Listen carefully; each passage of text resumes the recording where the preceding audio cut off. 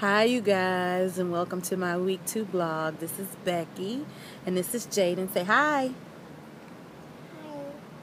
We just finished some Sunday dinner, and he's hanging out at TT's house tonight. So he wanted to come out on the back porch and join me for my blog. This week, I think I wanted to talk a little bit about the travesty in Colorado and all the many that lost their lives in the shooting. And I think it's kind of apropos to this week's blog only because for week 2 in class we talked a lot about cultural identities and race relations and stereotypes and those types of things. And so I think it's important to reflect on the fact that even in the midst of all the tragedy that was happening, even I still had some stereotypical things to say, and it gave me a moment to think about the impact of words and those things that may affect someone else if I'm not careful.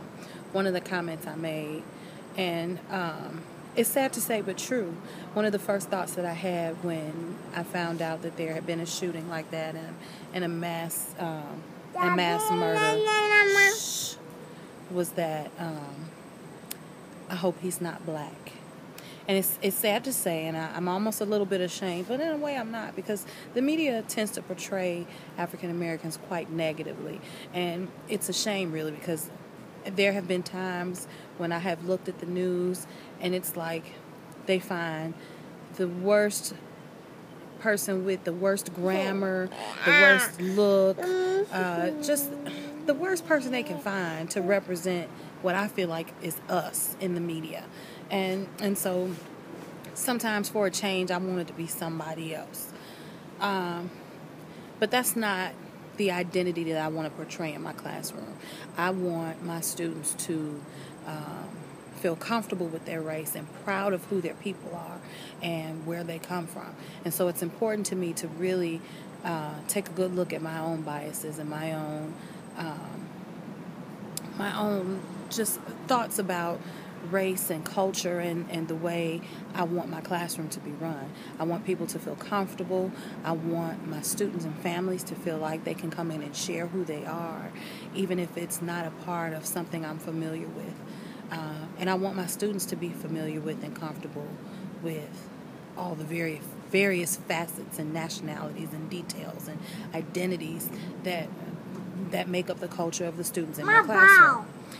So with all that being said, Dr. Ruth gave us an activity recently where we were to take different nationalities of people and name all the stereotypes that we knew about those particular people. And so that was very enlightening, because it doesn't matter who the race or the culture is. We've all heard stereotypes and things that are not pleasant or pleasing, for lack of a better word. And so it's just, like I said, it's just surprising to me that in this last week we've spoken so much about culture in the classroom and getting to really unpack your feelings about other races and nationalities and cultures and beliefs and morals and values and all of those things.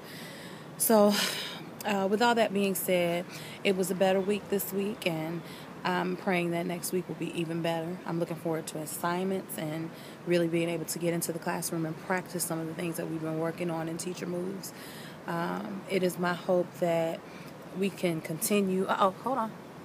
We can continue as a cohort to really support each other and and get together and spend time and hang out and learn and share our practices with each other in the classroom. So from now on, I will try to pick a topic to speak on each week, and I think that's the easiest way to go, so I'm not rambling, because I do still feel like I rambled a little bit this week.